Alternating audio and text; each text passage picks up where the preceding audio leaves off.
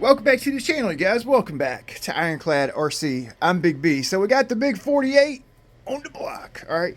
Today we're going to have a shop day. I got a package to unbox. I got a couple little goodies I wanted to show you guys. I may get around to installing a motor. I may not. We may pull a motor apart. I don't know exactly. So stick around. I got some stuff to show you. Big B with Ironclad RC.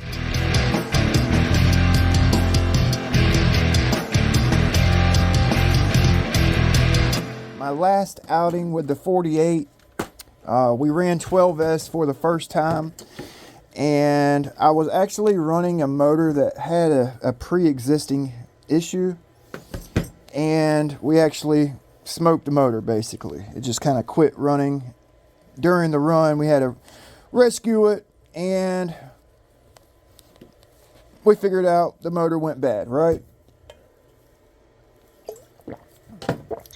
So Ryan over at Mad Lizard actually contacted me about a week ago and was asking if I wanted to do some testing, some beta testing for some parts on the SonicWake 48. And I was like, yeah, man, sure. I can do it, but it will be a couple weeks till I can get to it, right? I told him, you know, the motor smoked or whatnot, and he was like, well, I got this extra stock motor laying around. I'll just send you the motor. I was like, cool, hell yeah. So yeah, we'll do some testing.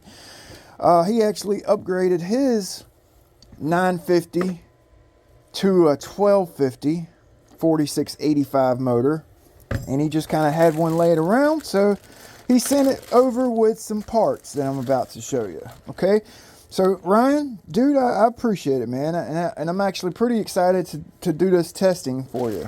Okay, so this is the 950 kV 4685 stock motor, right? We're gonna run it on 8S. I'm probably gonna throw 12S back on it and prop it right. You know, I smoked my motor with a big prop. You know, it was really like a speed run prop, and I should have just done like one pass, brought it back type deal.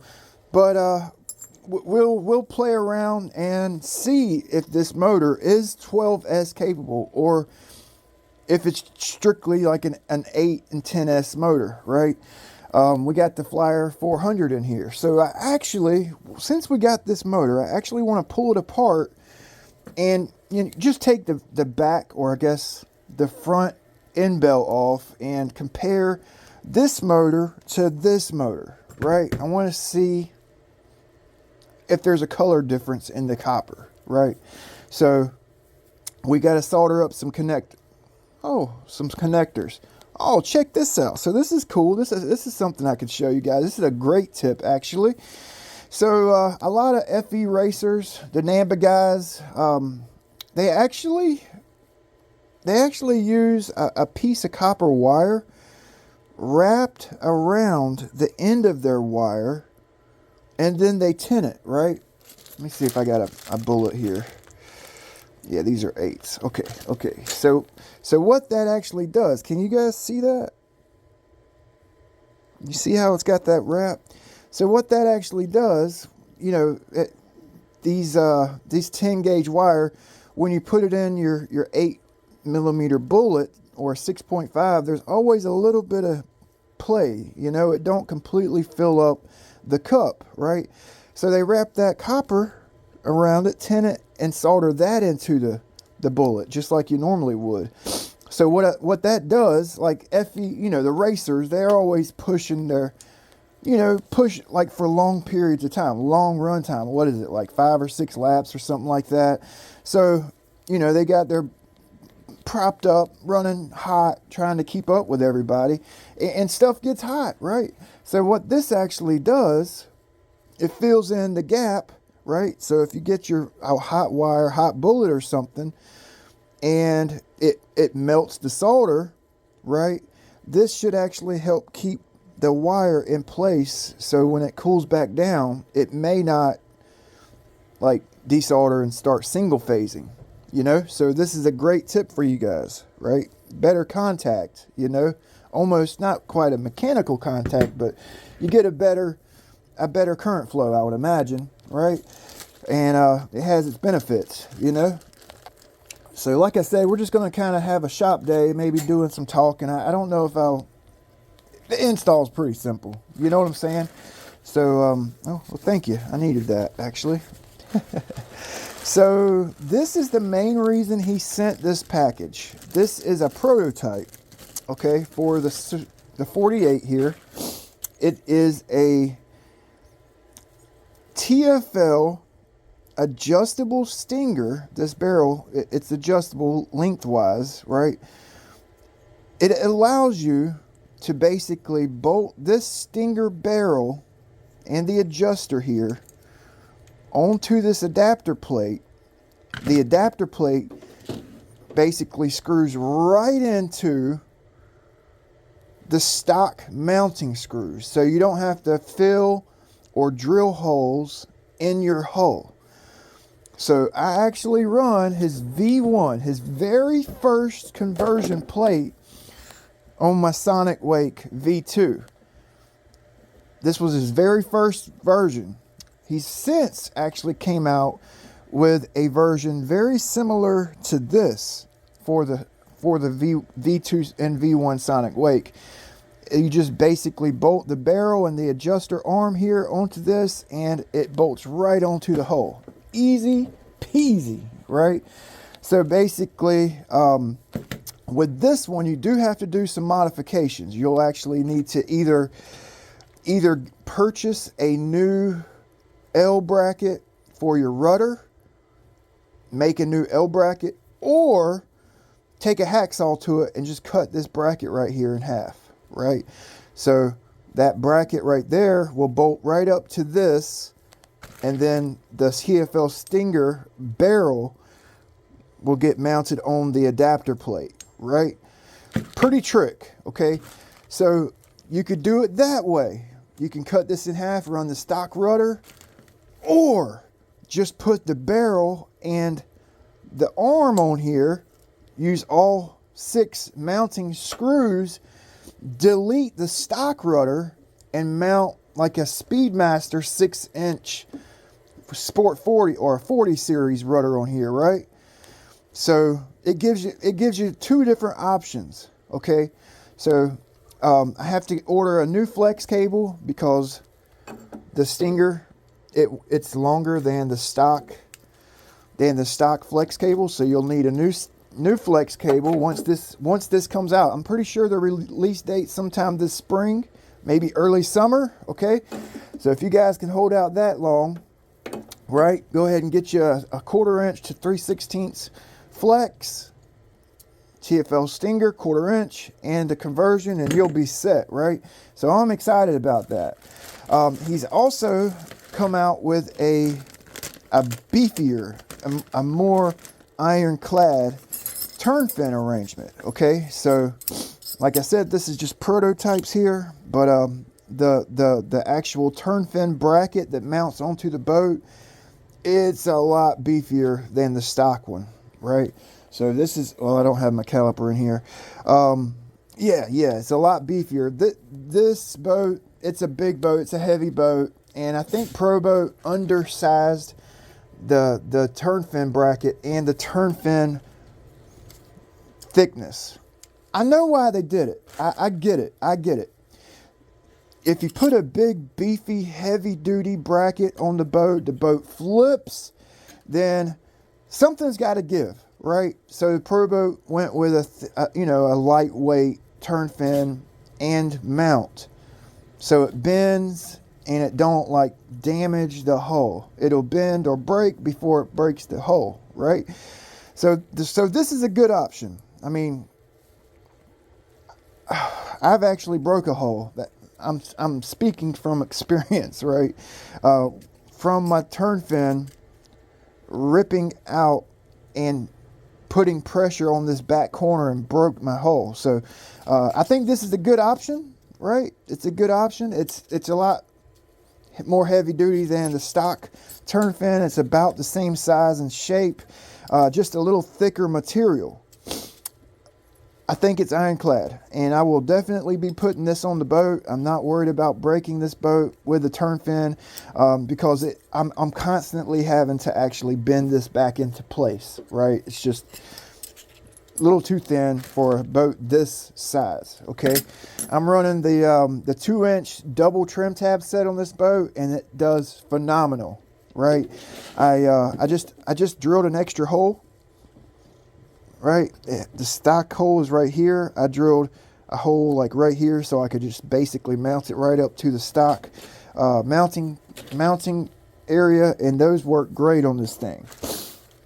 So, oh boy, so what in the, I've been in the hobby, what, 7-8 years now, longer really, but really into it for 7 or 8 years. And it's never dawned on me to put the hockey tape on a damn tape dispenser. I mean, I'm that guy, right? I'm the freaking guy that cuts the ends of my tape every time. Like, I found whenever you pull it and just rip it, the end always like frays, right? And it ends up, like, if water catches it, it'll end up peeling the tape up. So I cut mine so it lays down flat and it don't have that opportunity to peel off, right? Why in the hell haven't I not thought about a damn tape dispenser for my boat?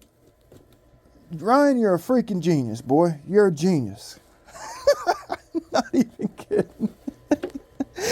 So he 3D printed this, pretty sure. Yeah, it looks like it. It's 3D printed, okay? And that actually feels pretty damn comfortable, right? You pull it. Yeah, that feels good, man. Yeah, I like that. I like that. Thank you. Why did I not think of that? Big dummy. So he sent this straight fin right here. It's just a raw straight fin. Well, he sent that for my my Swifter build. That Spirit of the Navy, I'm working on the paint job. It's a nice fin. I did not mean to throw it back there. I'll dig it out. Thank you. Thank you. I didn't mean to throw it, man. He offers a few different turn fins. He has the swoop, what I call the shark fin, which is a straight fin. He has a couple different turn fin options for hydroplanes. So this is a GNSS case. Okie dokie. I think it is. Oh, wow, it's nice and tight. Man, I needed this. I lost my last one. There we go.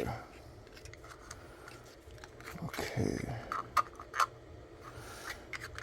Yeah, man, I needed this. Thank you. Thank you very much. Yeah. I need to actually mount this in my animal. I need to permanently mount this on my boat. Just through bolt it, right? Thank you, man. I appreciate all the parts. As soon as I get a chance, I'll get this. This is for my Ariane. I'll get the Stinger ordered, a new flex cable, and we will. We'll get this. We'll get these upgrade parts on the boat. I guess I could put the turn fins on right now.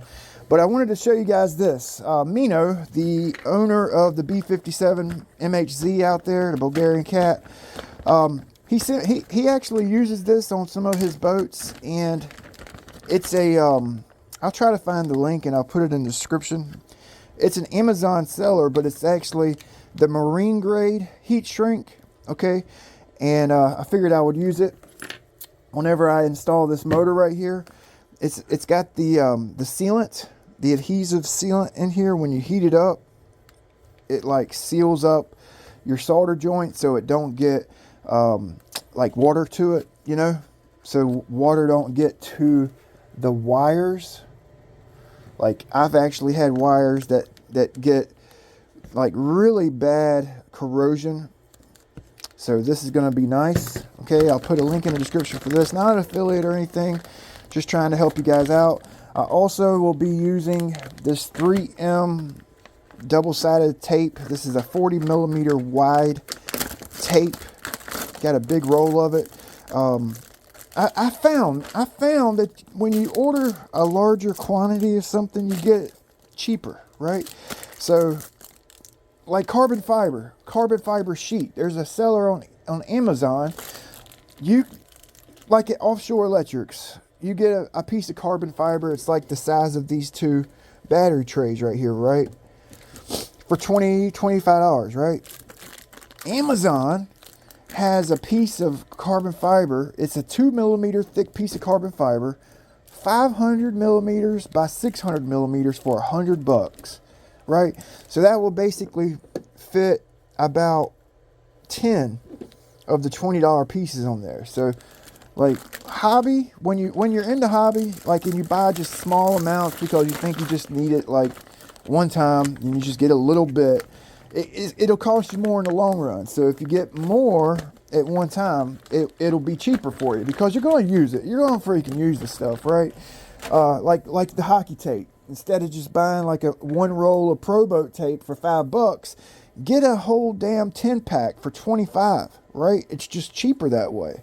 You know what I'm saying? Yeah, sometimes you can't afford it all, like, you know, to get a 10 pack or a 50-foot roll or something, but when you can, it's actually, it saves you money down the road, what I'm trying to say. So these are yoga blocks. Mino sent me these yoga blocks because he wanted me to compare the foam that I use for my batteries to these yoga blocks, okay? I've already taken them out the plastic here. I just wanted to kind of show you what they look like. A 2-pack, right? So if you have access to a table saw or a chop saw or anything like that, it's the exact same material as the foams I use for my batteries, right? I use it for jam foam. It's got like this grip to it so the batteries don't like slide around in the boat. When you strap them in, I put a little strip of foam on top, and it kind of keeps them stationary, you know? It's kind of like, you know, when you buy a brushless motor, it comes with this like foam packaging, right? This was like in a leopard box. Same exact material. It's like a neoprene ETA. I don't know. This is a preschooler building block. Same thing as these yoga blocks. So you could strip these yoga blocks. You could use them as flotation, like in a big boat. You just throw this block in there, boom. Maybe cut a little angle on the bottom. It cuts good with like a flush cut saw or a hacksaw or something. You can cut it with a razor blade, whatever, a knife. But yeah, so Mino, it is the same thing. I meant to make a video on this unboxing it. Actually did, but I've deleted it, so I'm including it in this video. So that gives you guys options for jam foam, flotation, helps keep your battery stationary. Okay, so I don't think I'm going to install the motor on camera. I'll just do it off camera. I do actually want to take that dang motor apart though. I want to compare them. So I found this on eBay a few days ago. It's a, check this out. I'm such a redneck, right? So somebody was selling it. It was a used spool. Didn't have much used off of it, but it was a real thin diameter. I got this, it's like a $40 spool of silver solder, right? Well, it's actually, what is it? It's $63.37. Okay, I got this spool for $10. Not even kidding. So it's too thin to solder the big connectors, right? So what I did is I pulled me off like a 10-foot piece, and I just like, I went back and forth like this with it, and I put it on, I put it on this right here, and I just spun it and made me a solder rope. Okay, $10. I couldn't pass it up, man. I couldn't pass it up, right? Big B shot out. So I'm gonna go ahead and get these opened up real quick, and I want to check them out. Okay.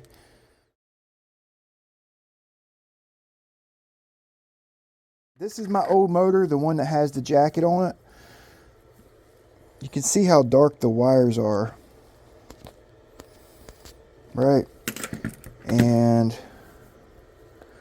this is the motor that Ryan sent me.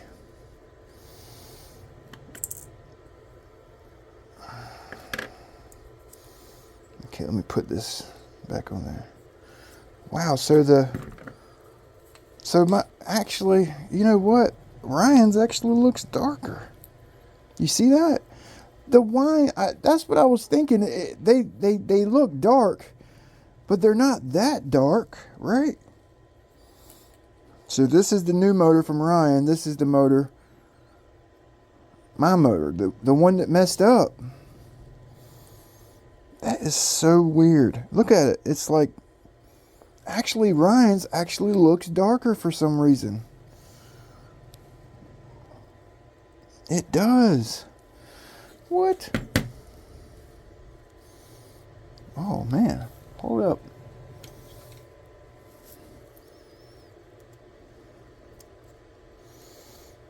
Oh, I'm glad I opened this motor up. Look at this. Look at that piece of solder right there. You see that? Whoa, that could have been a bad day. Oh, there was 2 pieces of solder in it. Look. That could have been a bad day, man. I'm wondering if that's what happened to my motor. You guys remember when I pulled the rotor out this motor right here? It actually had like a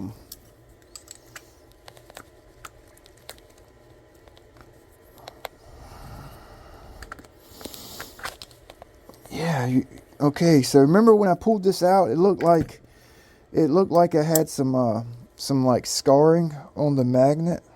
You see that? I'm wondering, but I didn't see any solder in my motor when I opened it up. I'm wondering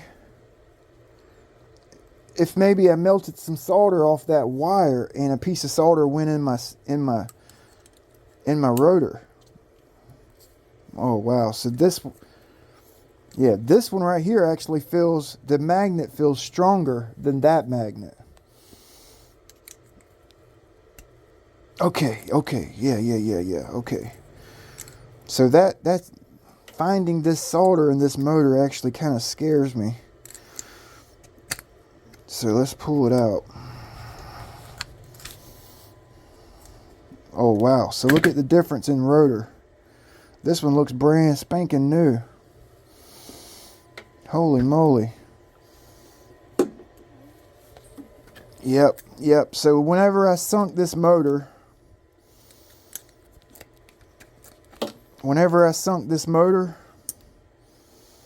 yeah, you see all that rust? I basically sunk this boat in the river, right? So yeah, that was probably the demise of this motor. I took it apart and cleaned it, but there's only so much you can do, right? So yeah, man. Oh, that looks brand new. That looks brand spanking new. I'm really glad I pulled this apart, because I did find that solder in there. That could have been a disaster, right? Potentially. Yeah, I'm glad I freaking did that. It must have come from inside of this connection right here. See the wires come off the stator, right? They come off the stator and they make a connection here to the main motor wire, right?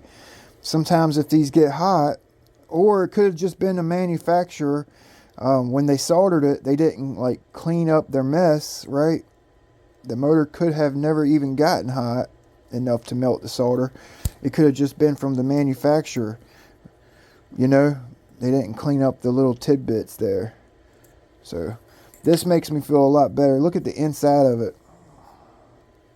See how clean the inside is compared to my inside? So yeah, man. Even though the wines do look darker, the overall condition of the motor is in better shape, you know. Makes a huge difference, right? It does. This one looks a little bit darker to me. Or is it just my eye? It does look darker. It's not just my eyes. It does. But yeah, thank you, Ryan. Thank you. I didn't mean to tear the motor apart, but I'm glad I did, right? I wanted to compare the two, you know? I wanted to compare the two. The magnet feels a lot stronger. You know what I'm saying? It feels a lot stronger. I am so glad I pulled this thing apart. So before I let you go, I'm sitting here trying to get this jacket off. It don't want to come off, right? So this is a pretty good tip for some of you new guys. Just take you some oil, some light oil, go around the perimeter of your O-ring and jacket, right in here. Okay, go around that. I've already done this side. Figured I would make this little segment before I let you go. So give it a second. Give it a second to kind of seat down where your where the O-ring is, right? And I've been trying to get this damn thing off of here. So look at her. I was fighting it, right? See how the oil, it got sucked up onto that O-ring, and it actually allows you to get a hard to get jacket off, you know. When these motors get hot, they cool down. They get hot, they cool down. That O-ring gets kind of like, it'll stick to the motor can. A little bit of oil. Maybe try to spin it off when you're pulling it off, right? So maybe that'll help somebody out. Okay, so I'm gonna put this the new motor in. Okay, like I said, Ryan, I appreciate you sending the goodies out. I actually found that straight fin that I dropped. I threw. Nice looking fin, stainless. Okay, so we'll put that on the Swifter at one point, right? And we'll see you guys next time. Keep the pretty side up. Keep those rooster tails flying. Oh yeah. Actually, check out my channel now. Check out the channel. Go to my channel page. Look for the post section.